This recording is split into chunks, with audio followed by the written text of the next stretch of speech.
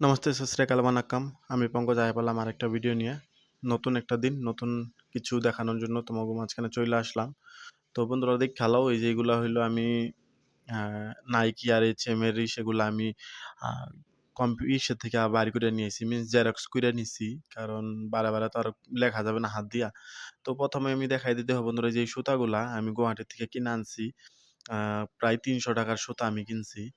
তো অনেক লোকই হইলো আমি আমার যখন হাতের কাজগুলা করি তখন আমাকে বলে যে আমাকে একটা টি-শার্ট দিও বা আমাকে একটা বানায় দাও, হেনা তেনা। তো দেখো ভাই, অনেক টাকা খরচা হয়ই। তার মধ্যে হইলো একটা যে ছুঁচের সেগুলা খাই আমি, ঠিক আছে? এই সুচগুলা যখন আমি ইয়ের মধ্যে কাপড়ের মধ্যে ঢোকাই তখন আমার হাতের মধ্যে যে কতগুলা সুচ ঢুকে যায় গিয়া, মিনস অনেকটা হাতের নখের গুলাতে না এমনও হয় রক্ত বাইর হয়ে যায় গিয়া।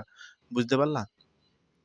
তো দেখালাও কাজগুলা হইলো করা এত সহজ না। তো প্রথমেই হইলো আমি ওই যে নাইকির সে ডিজাইনটা ওইটা হইলো আমি টি-শার্টের ভিতর দিয়ে ঢোকাই দিয়া তারপরে হইলো এরকম করে ফ্রেমটা বসায়া এখন ওর মাঝখানে হইলো ২-১ টা ফুল লেইখা নিমু। মিনস খালি শুধুমাত্র ইসে থাকবে না, লাল কালার দিমু না। আমি ভাবলাম মাল্টি কালার দিয়া করমু এইটা। তো কতগুলা ফুল বানায়া দিয়া কাঠ পেন্সিল দিয়া তারপরে হইলো এখন হইলো সুতার কাজ করার পালা। তো বন্ধুরা তোমাকেও এত কিছু তোমাদের জন্য হইলো আমি করতেছি। তো ভিডিওটা হইলো বেশি বেশি করে শেয়ার করে দিও। তো কমেন্ট করেও জানাইও যে কিরকম লাগলো কাজটা। তোমরা জানাইতে ভুলবা না। আর যারা নতুন আইছো তারা আমারে ফলো করে দিও আমার ফেসবুকটারে। তো দেইখা লও বন্ধুরা, প্রায় কাজটা কমপ্লিটই। আর তোমাকেও মনে হইতেছে কাজটা আমি খুব আজকে একদিনেই করে ফেলাইছি। অ্যাকচুয়ালি না, কাজটা আমি অনেক দিন ধরে করতেছিলাম। অ্যাকচুয়ালি আমি টাইমই পাই না এগুলা কাজ নিয়ে বসার জন্য। আর সবচেয়ে থেকে বড় কথা জানো, এগুলো কাজ করার জন্য না ধৈর্য শক্তি থাকা চাই। যাদের ধৈর্য শক্তি নাই তারা এগুলো কাজ কোনো জীবনেও করতে পারবে না, ঠিক আছে?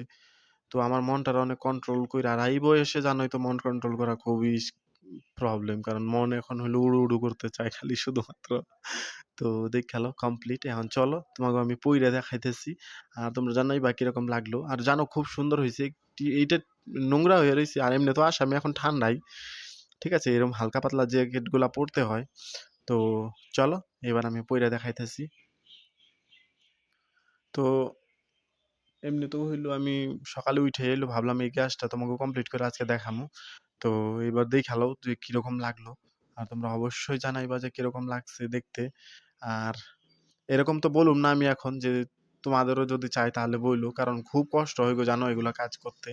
বানাইতেও খুব কষ্ট হয়। কিন্তু আমার নিজের জন্য শুধুমাত্র আমি করি। তো দেখো বন্ধুরা কত সুন্দর লাগতাছে।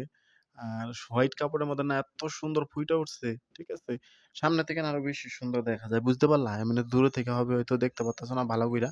কিন্তু সামনে থেকে না খুব সুন্দর দেখা যায়। এই যে জ্যাকেটটা হইলো এমন নোংরা হয়ে আছে জানো, আমি নোংরার উপরেই বানাইছি। কারণ ধুইতে হবে, ধুইয়া-টুইয়া তারপরে উঠায় রাখমু জ্যাকেটটা। আর এগুলা জিনিসগুলা জানো আমার ভবিষ্যতের লেগে আমি বানায় রাখতেছি, যাতে আমি পরে গিয়া দেখতে পারি যে হ্যাঁ, আমার হাতের কাজ এরকম ছিল। তো চলো দেখা হবে অন্য একটা ভিডিওতে। ভালো থাকো তোমরা সবাই।